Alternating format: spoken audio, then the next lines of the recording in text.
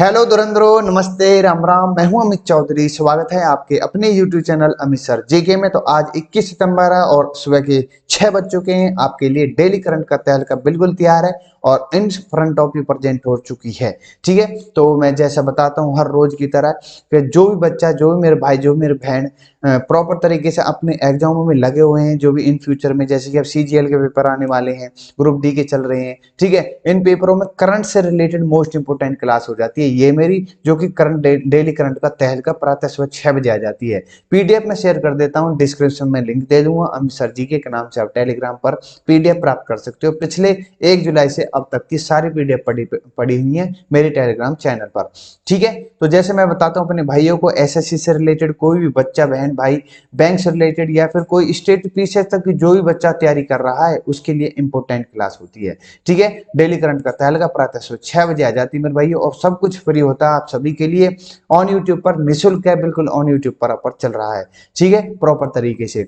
ठीक है, तो क्लास शुरू करने से पहले सितंबर के महत्वपूर्ण दिवसों की सूची में बताता हूँ। NCERT डे जो हो, आपको मैं प्रॉपर तरीके से कई बार करवा चुका हूँ। हर रोज डेली मैं इस चीज को रिवीजन करता हूँ ताकि मंथली वाइज जितने भी इंपॉर्टेंट डे हो सके वो रिपीट हो सके और आपके दिमाग में बैठ सके, यहाँ से क्वेश्चन उठ सकता है भाई मेरे। ठीक है, तो 1 सितंबर को NCERT डे, 2 सितंबर को विश्व नारियल डे और राष्ट्रीय गगनचुंबी मार्च डे जो कि 3 सितंबर को होता है। 1 से 7 तारीख तक हमने राष्ट्रीय पोषण सप्ताह में दिवस मनाया था। ठीक है, सप्ताह जो क्या बोला जाता है। नेक्स्ट है 5 सितंबर को शिक्षक दिवस मनाया जाता है। राष्ट्रीय वन शहीद दिवस 11 सितंबर को, 14 सितंबर को हिंदी दिवस, इंजीनियर दिवस 15 सितंबर को, सेवा दिवस 17 सितंबर को। और इंपोर्टेंट है ये सभी चीजें जितने भी मैंने और बीच में भी बता रखे हैं कि इंजीनियर डे कब था। ठीक है, ये सभी चीजें प्रॉपर तरीके से डे बाय डे में करवाता हूं अपने ही फर्स्ट लाइन में करवा देता हूं, उसके बाद करंट अफेयर चलती है। ठीक है, फर्स्ट क्वेश्चन आपके लिए है, किस राज्य सरकार ने स्कूलों में नो बैग डे और अनिवार्य खेल पीरियड की शुरुआत की है? कौन सी राज्य सरकार है? बिहार है, हरियाणा है, राजस्थान है, रूस है? तो प्रॉपर तरीके से आपको देख रहे हो बिना बैग के बच्चे। तो बिहार के राज्य सरकार ने ये अपने स्कूलों में नो बैग डे, मतलब एक दिन ऐसा होगा जिसमें सप्ताह के अंदर जिसमें बैग नहीं ले जाएंगे छात्र। फिर उन्होंने खेल पीरियड भी शुरू किया है। ये मोस्ट इंपोर्टेंट है, ये तथ्य को जान लेते पॉइंट वाइज कि बिहार सरकार छात्रों के बैग के बोझ को कम करने के लिए, रीजन क्या है, बैग को बोझ कम करने के लिए स्कूलों में नो बैग डे नियम और सप्ताह में कम से कम एक बार अनिवार्य खेल पीरियड लागू करने की तैयारी कर रहा है। वहीं मैं बता दूं, शिक्षा विभाग के ऊपर मुख्य सचिव दीपक कुमार ने कहा है कि साप्ताहिक नो बैग डे में कार्य आधारित प्रक्रिया की प्रायोगिक कक्षाएं लगेंगी। दिन व्यवहारिक और अनुभवात्मक चीजों को सीखने को समर्पित होगा जिस दिन बैग नहीं ले जाएगा बच्चा। ठीक है, ऐसी नीति का उद्देश्य छात्रों को विभिन्न गतिविधियों में शामिल करना जिसको उनके सीखने की सकारात्मक प्रभाव पड़ सके। ठीक है, सोचने समझने की। उन्होंने कहा है कि यह पहल जो है शुरू की गई है राष्ट्रीय शिक्षा नीति 2020 के अनुरूप है और इसे सरकारी और निजी दोनों स्कूलों में लागू किया जाएगा पूरे बिहार के अंतर्गत। फिलीपींस में हाल ही में एक चीज और मैं बता दूं कि संपन्न अर्निस्ट गेम्स वर्ल्ड चैंपियन में बिहार के 6 खिलाड़ियों ने 6 पदक जीते हैं बिहार के खिलाड़ियों ने। ठीक है, इंपोर्टेंट है, यहाँ से भी क्वेश्चन उठ सकता है। इंग्लिश वाले बच्चों के लिए मेरे भाइयों आपके सामने ये है। नेक्स्ट क्वेश्चन है, सेकंड क्वेश्चन मोस्ट इंपोर्टेंट है भाई। त्रिपुर में नारायण, सॉरी, 1 मिनट रुके, दोबारा कर लेते हैं, कोई बात नहीं। हाँ, नेक्स्ट क्वेश्चन सेकंड क्वेश्चन है, त्रिपुर में नंजरायण टैंक का पक्षी अभयारण्य के रूप में अधिसूचित किया गया है, किस राज्य में स्थित है? ठीक है, इंपोर्टेंट क्वेश्चन है। ठीक है, लक्षद्वीप है, महाराष्ट्र, राजस्थान, तमिलनाडु। तो तमिलनाडु के अंतर्गत आता है। ठीक है, पक्षी अभयारण्य। आइए इसके बारे में थोड़ा मैं बता दूं डिटेल वाइज में कि तमिलनाडु सरकार ने वन्य जीवन संरक्षण अधिनियम के तहत त्रिपुर जिले में नंजरायण टैंक को राज्य का 17वां पक्षी अभयारण्य घोषित किया। आपसे पूछ सकता है यहाँ से क्वेश्चन कि 17वें नंबर को कौन सा है वो जिसको अभी पक्षी अभयारण्य घोषित किया गया है। टैंक जिसे स्थानीय रूप से सरकार पेरियालाम टैंक के रूप में जाना जाता है, यह त्रिपुर उत्तर और उत्कुली तालुकों के जंक्शन पर स्थित है। 125.86 हेक्टेयर का है और टैंक को प्रवासी पक्षियों प्रजातियों का आवास माना जाता है। ठीक है, मध्य एशिया के मूल निवासी बार हेडेड स्वान, रूडी सैडल नॉर्दर्न सोवल और कई अन्य प्रजातियां अक्टूबर तक टैंक में आने की उम्मीद आती है, इसलिए इसको घोषित किया गया है पक्षी अभयारण्य। ठीक है मेरे भाइयों, आपसे पूछ सकता है इस अभयारण्य का नाम या किस राज्य में स्थित है, ये सभी चीजें, कहाँ के प्रवासी पक्षी यहाँ पर आ जाते हैं ये। इससे पहले दिसंबर 2021 में तमिलनाडु सरकार ने विल्लुपुरम के पास काजू वैली आर्द्र भूमि को काजू वैली पक्षी अभयारण्य घोषित किया गया। 16वां था, आपसे यहाँ से क्वेश्चन उठ सकता है। 16 17 मैंने बता दिया है। ठीक है, इस प्रकार से रिलेट करके अगर आप पढ़ोगे तो आप कहीं भी मान नहीं खाओगे करंट अफेयर के अंतर्गत। नेक्स्ट क्वेश्चन, थर्ड क्वेश्चन आपके सामने भाइयों, society of Indian automobile manufacturing ने किस व्यक्ति को नया अध्यक्ष नियुक्त किया है? आपके सामने दिख रहे होंगे, विनोद अग्रवाल को नियुक्त किया गया SIAM का अध्यक्ष। ठीक है, इनके बारे में थोड़ा बता दूं कि वोल्वो आयसर कॉमर्शियल व्हीकल्स के MD और CEO विनोद अग्रवाल को वित्त वर्ष 2023 के श्याम SIAM का नया अध्यक्ष चुना गया है। इंपोर्टेंट क्वेश्चन है। ठीक है, अब मैं बता दूं कि जो ये हैं अग्रवाल साहब SIAM के उपाध्यक्ष थे, वे मारुति सुजुकी इंडिया के कार्यकारी उपाध्यक्ष और पूर्णकालिक निर्देशक कैंचिकी आयु क्रोवा का स्थान लेंगे। ठीक है, विनोद अग्रवाल जी। टाटा मोटर्स पैसेंजर व्हीकल्स और टाटा पैसेंजर इलेक्ट्रिक मोबिलिटी का प्रबंधन निदेशक शैलचंद्र के वित्त वर्ष 2023 के SIAM का उपाध्यक्ष चुना गया था। ठीक है, सतकाम आर्य को वित्त वर्ष 2023 के लिए SIAM में कोषाध्यक्ष के रूप में चुना गया। ठीक है, श्याम का एक गैर लाभकारी शीर्ष राष्ट्रीय निकाय है यह भारत में सभी प्रमुख वाहन और वाहन इंजन निर्माताओं को प्रतिनिधित्व करती है। कौन? SIAM, जिसकी फुल फॉर्म मैं बता चुका हूं, society of Indian automobile manufacturing. आपसे यहां से क्वेश्चन उठ सकता है, इसके अध्यक्ष कौन है? विनोद अग्रवाल जी। इसकी फुल फॉर्म क्या है वो मैं बता चुका हूं, इतना ही बहुत आपके लिए। नेक्स्ट क्वेश्चन पर चलते हैं। विदेश मंत्री एस जयशंकर ने किस शहर में भारत CELAC बैठक में भाग लिया? इंपोर्टेंट क्वेश्चन है बिल्कुल, जो कि मोस्ट इंपोर्टेंट है। अब कहां कहां और कौन कौन सी चीजों को रिप्रेजेंट करेंगे अपने भारत की तरफ से जयशंकर जी, तो इसके बारे में चर्चा करूंगा point wise. Chandigarh, Germany, Italy, New York. तो न्यूयॉर्क में इसकी मतलब की कुल मिलाकर मीटिंग हुई थी और इसमें भाग लिया था किसने? जयशंकर जी ने। बता दूं कि भारत के CELAC लैटिन अमेरिका कैरिबियन देशों का समुदाय होता है। ये फुल फॉर्म पता होनी चाहिए आपको। फॉर्म 5 साल बाद सक्रिय हो रहा है।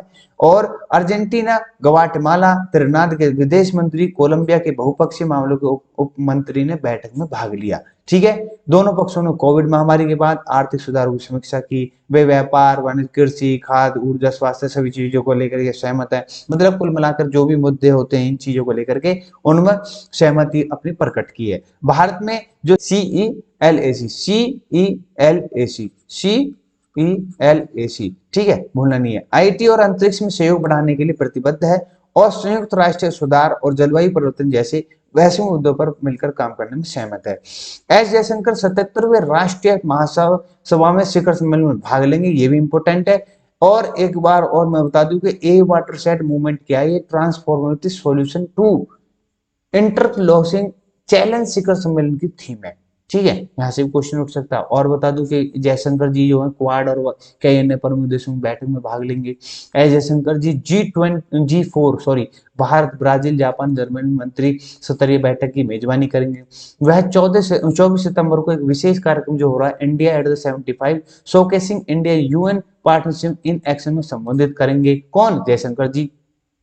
लैटिन अमेरिका और कैरिबियन देशों का समुदाय जो कि CELAC 2011 में शुरू किया गया था, यहाँ से क्वेश्चन उठ सकता है। यह सहयोग को बढ़ावा देता है। दक्षिण अमेरिका, मध्य अमेरिका और कैरिबियन देशों जो होते हैं, कैरिबियन देश जो होते हैं के बीच में संबंध को मजबूत करता है। ये एक ग्रुप है, अपना संगठन है उधर का। ठीक है, इसमें भाग लिया किसने? अपने जयशंकर जी ने। नेक्स्ट क्वेश्चन और भी इंपोर्टेंट है मेरे भाइयों, लिम्पी के बारे में। लिम्पी के बारे में प्रॉपर तरीके से क्लास करवा चुका हूँ। विश्व अफेयर में उसके फायदे, लक्षण, कैसे बचाव किया जा सकता है, कहाँ से शुरुआत, इसका सारा इतिहास मैंने आपको प्रॉपर तरीके से बता दिया। कौन सी वैक्सीन है, सभी चीजें भी आज मैं फिर दोबारा से बता दूंगा। किसने लंपी स्किन रोग के टीके के व्यावसायिक उत्पादन के लिए बायोवेट के साथ प्रौद्योगिकी हस्तांतरण मेमोरेंडम मतलब MOU समझौते पर हस्ताक्षर किए? तो ICAR के साथ ये हस्ताक्षर हुए। आइए मैं बता दूं थोड़ा सा इनके बारे में। लैंपी स्किन रोग LSD फुल फॉर्म पूछेगा इन फ्यूचर एग्जाम में। को स्वदेशी टीका जिसका नाम है लंपी प्रोक मतलब कि प्रो वैक्सीन इंडिया, ये आपको दिख रहा है लंपी प्रो वैक्सीन इंडिया को संयुक्त रूप से हिसार हरियाणा में national research centre on eviction और इज्जत नगर UP में भारतीय पशु चिकित्सक अनुसंधान संस्थान द्वारा विकसित किया गया है इस वैक्सीन को।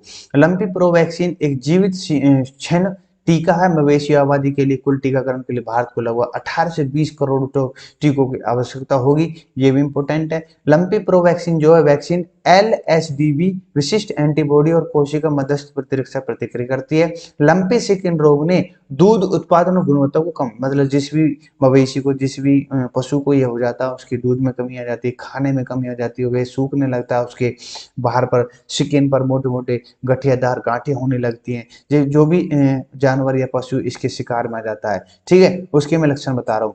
पिछले हफ्ते तक लगभग 10 लाख जानवर संक्रमित थे और 90,000 लंपी स्किन से रोग में इससे मर चुके हैं। कौन? ये जानवर है, पशु, ठीक है, इंपॉर्टेंट है। ये रोग बहुत खतरनाक है पशुओं के लिए, मवेशियों के लिए। यह एक संक्रामक वायरल संक्रमण है, इसके बारे में बता चुका हूँ ऑलरेडी, जो मवेशियों को बुखार और त्वचा पर गांठ का कारण बनता है। मच्छर, मक्खी, जौ, ततैया आदि के कारण ये संपर्क में आने से इस बीमारी का इससे बीमारी होती है, ठीक है मेरे भाई। नेक्स्ट क्वेश्चन पर चलते हैं। सुपर टाइफून नानमाडोल किस राष्ट्रीय देश के सबसे दक्षिण मुख्य द्वीप क्यूशो से टकरा है? इंपोर्टेंट क्वेश्चन है, ठीक है, लगातार 14वीं 15वीं बार आया है। जापान के अंतर्गत है, ठीक है। जापान के मुख्य सबसे दक्षिण में मुख्य द्वीप कौन सा है? क्यूशो द्वीप से टकरा है ये, ठीक है, इंपोर्टेंट क्वेश्चन है। आइए थोड़ा मैं बता दूं, सीजन का 14वां टाइफून है जापान के अंतर्गत। इससे द्वीप में रिकॉर्ड बारिश हुई है। भारी बारिश ने मध्य टोक्यो क्षेत्र में प्रभावित किया। तूफान ने दक्षिणी क्यूशो में बस एक स्टॉप ऑफ क्षतिग्रस्त कर दिया है। दूसरी बात बता दूं, ताइवान में जो भूकंप आया है वो भी मोस्ट इंपोर्टेंट है, उसके लिए मैं क्लास बनाना चाहता हूँ, कल देखते हैं इसके बारे में। जापान मौसम विज्ञान एजेंसी ने भविष्यवाणी की समुद्र में जाने से पहले टाइफून हासू के मुख्य द्वीप को ऊपर से गुजरेगा, ये भी इंपॉर्टेंट है, ठीक है। एक इस महीने में की शुरुआत में सुपर टाइफून हित्र मनोर जापान के दक्षिण द्वीपों से टकराएगा। एक कुल मिलाकर भविष्यवाणी की जा चुकी है, ठीक है, जो कि वहां की जापान की अपनी एजेंसी है, ठीक है, विज्ञान एजेंसी जो होती है, ठीक है। तो काफी सतर्कता और काफी सतर्कता बरतनी चाहिए, क्या पता और नुकसान न हो, ठीक है, ये सभी चीजें ध्यान रखनी चाहिए। टाइफून की बात बता दूं मैं आपको, ये उत्तरी गोलार्ध में 180 डिग्री से 100 डिग्री के बीच में विकसित होते हैं। ये एक विशाल घूमने वाला तूफान, हवा, बारिश, विनाश लाता है, ये जो टाइफून है। टाइफून की आवश्यक शर्तें क्या है? 27 डिग्री ह्यूमिडिटी होनी चाहिए सेल्सियस होती है, 4 डिग्री 4 वायुमंडलीय स्थिरता, उच्च आर्द्रता मतलब हाई ह्यूमिडिटी होती है, पर्याप्त कोरियोलिस बल होता है यहाँ पर। मतलब कुल मिलाकर इन चीजों का होना एक मेन कारण है कि टाइफून आने वाला है, ठीक है। टाइफून कहाँ पर आता है ये पता लगी होगी आपको, कहाँ पर, किस महाद्वीप, किस द्वीप पर आया है, ये भी आपको मैं बता चुका हूँ, पॉइंट वाइज क्लियर कर दिए, ठीक है। नेक्स्ट क्वेश्चन पे चलते हैं मेरे भाइयों। बेंगलुरु FC ने अपना कौन सा डूरंड कप खिताब जीता है? इंपोर्टेंट क्वेश्चन है बिल्कुल, ठीक है। तो पहला खिताब जीता है बेंगलुरु FC, जिसके कैप्टन छतरी साहब थे, जो कि मोस्ट इंपोर्टेंट है, ठीक है। आइए थोड़ा छेत्री साहब, तो मैं इसके बारे में बता दूं, बेंगलुरु FC ने कोलकाता के साल्ट लेक स्टेडियम में मुंबई सिटी FC को 2-1 से हराया, जो कि डूरंड कप फुटबॉल के अंतर्गत बात हो रही है। डूरंड कप, यह डूरंड कप का 131वां संस्करण आपसे पूछ सकता है। सुनील छेत्री बेंगलुरु FC के टीम के कप्तान थे। डूरंड कप की बात कर दूं, यह एक वार्षिक घरेलू फुटबॉल टूर्नामेंट, मतलब हर वर्ष होता है। यह पहली बार 1888 में शिमला में आयोजित किया गया था। देखो कितना पुराना, सबसे पुराना है अपना एशिया का, यह एशिया लिख भी रखा है, एशिया का सबसे पुराना मौजूद क्लब फुटबॉल टूर्नामेंट है। इसका नाम, इसके संस्थापक कौन है? सर हेनरी मोर्टिमर डूरंड के नाम पर रखा गया था। जो आपको यहाँ से क्वेश्चन उठ सकता है, ठीक, कौन से नंबर का, कब से शुरुआत, किसके नाम पर, ठीक है। इसकी मेजबानी डूरंड फुटबॉल टूर्नामेंट सोसाइटी कराती है, तथा उसके बाद भारतीय और अखिल भारतीय फुटबॉल महासंघ द्वारा की जाती है, हर साल प्रतिवर्ष होता है, ठीक है।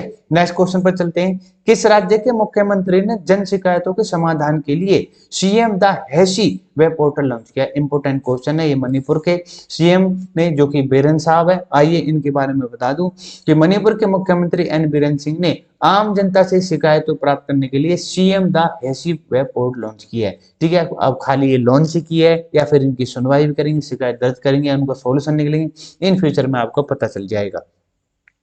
जनता इस पोर्टल के माध्यम से अपनी शिकायत दर्ज करा सकती है और वे अपनी शिकायत को स्थिति भी देख सकती है। CM सचिवालय में लोक शिकायत निवारण भ्रष्टाचार निरोधक सेल समयबद्ध तरीके से शिकायतों के निवारण के लिए पोर्टल उपयोग करेंगे। मार्च 2022 से अब तक लोक शिकायत निवारण और भ्रष्टाचार निरोधी सेल के कुल 134 शिकायतें मिली हैं और इसमें से 85% शिकायतों का निस्तारण कर दिया। कुल मिलाकर काम आ रहा है। ठीक है। मणिपुर के मुख्यमंत्री एन बीरेन सिंह ने हाल ही में मणिपुर सिविल सेवा, जो सिविल सेवा वहां पर मणिपुर पुलिस सेवा के लिए स्मार्ट प्रदर्शन मूल्यांकन रिपोर्ट रिकॉर्डिंग ऑनलाइन विंडो का शुभारंभ किया है। ये भी इंपॉर्टेंट हो जाता है। ठीक है। सभी चीजें जो भी पॉइंट लेकर के आते हैं वो सभी चीजें आपके सामने डिस्कस करता हूं, जो कि मोस्ट इंपोर्टेंट हो सकते हैं आपके एग्जाम को लेकर के। ठीक है। नेक्स्ट क्वेश्चन है, डिस्ट्रिक्ट डिसेबिलिटी रिहेबिलिटेशन सेंटर किस केंद्रीय मंत्रालय के अंतर्गत आता है, किसकी पहल है ये? सामाजिक न्याय और अधिकारिता मंत्रालय इज द राइट आंसर होता है, ए इज द राइट आंसर हो जाता है। इसके बारे में बता दूं थोड़ा सा अपने भाइयों के, ये केंद्रीय सामाजिक न्याय और आधिकारिक मंत्री डॉक्टर वीरेंद्र कुमार ने virtually 9 model district disability rehabilitation centre DDRC की फुल फॉर्म है की उद्घाटन किया। पिछले 20 वर्ष से दिव्यांग जनों को प्रभावी पूर्णवास सेवाओं को प्रदान करने के लिए डीडीआरसी की स्थापना की गई थी। आपसे फुल फॉर्म पूछ सकता है, किसके लिए होती है ये भी पूछ सकता है, इसके मंत्री कौन है, किस मंत्रालय के द्वारा की जाती है, तो डॉक्टर वीरेंद्र कुमार इसके मंत्री हैं, जो कि मोस्ट इंपोर्टेंट है, केंद्रीय सामाजिक न्याय और अधिकारिता मंत्री डॉक्टर वीरेंद्र कुमार। तो आपके डिसेबिलिटी जो होते हैं बेचारे, उनके लिए ये इंपॉर्टेंट है। ठीक है। आपको मैंने सारी चीजें बता दी। नेक्स्ट क्वेश्चन पर चलते हैं मेरे भाइयों। 2022 तक श्रीलंका का सबसे बड़ा द्विपक्षीय ऋणदाता कौन सा देश बन गया? अपना भारत, पीएम मोदी साहब। ठीक है। इससे पहले चीन था। आइए मैं बता दूं कि भारत 2022 के 4 महीनों में चीन को पीछे छोड़ते हुए कुल 968 मिलियन डॉलर, अमेरिकी डॉलर की बात हो रही है, का ऋण देकर श्रीलंका का सबसे बड़ा द्विपक्षीय ऋणदाता बन गया है। चीन ने 2017 से 2021 तक पिछले वर्षों 5 वर्षों में श्रीलंका के सबसे बड़े द्विपक्षीय ऋणदाता के रूप में अपनी स्थिति बनाए रखी थी। पर लेकिन इस साल या फिर पिछले 4 महीने का रिकॉर्ड बता दूं मैं, चीन को जो पीछे अपने भारत ने, वो मोस्ट इंपोर्टेंट है। कुल मिलाकर 968 मिलियन अमेरिकी डॉलर का ऋण बना दिया है, किसको? श्रीलंका को। ठीक है। और अपना भारत नंबर बना गया है ऋणदाता को देने के लिए। ठीक है। इतना अपना दान कर रहा है भारत। कुल मिलाकर वहां की स्थिति खराब है और बहुत अधिक मात्रा में वहां की अर्थव्यवस्था इकोनॉमी डाउन हुई पड़ी है। ठीक है। लोग भूखे मर रहे हैं। ठीक है। तो ये सभी चीजों को देख करके भारत अपने सपोर्ट, कुल मिला दूसरी बात बता दूं, सपोर्ट देश है, अपना पड़ोसी देश है। ठीक है। तो मदद हम नहीं करेंगे तो कौन करेगा? ठीक है। तो ये सभी चीजें इंपॉर्टेंट थी। आज की क्लास कैसी लगी मेरे भाइयों, आज का सेशन कैसा लगा, तो इन कमेंट मुझे बता दिया करो। पीडीएफ में शेयर कर देता हूँ ऑन टेलीग्राम पर। सुबह 6 बजे मेरी करंट अफेयर, विश्व अफेयर आ जाती है, प्रैक्टिस सेट पढ़े और जीके की बैंक का टेस्ट सीरीज पढ़ी है, बंक का टेस्ट सीरीज पढ़ी है। जीके से रिलेटेड बता रहा हूँ, जो भी बच्चा परेशान है उन सभी के लिए ऑलरेडी मेरी टेस्ट सीरीज पढ़ी है, जा करके आप देख सकते हो। विदा लूंगा। नमस्ते, राम राम, जय हिंद, जय भारत। मिलते हैं नेक्स्ट क्लास में।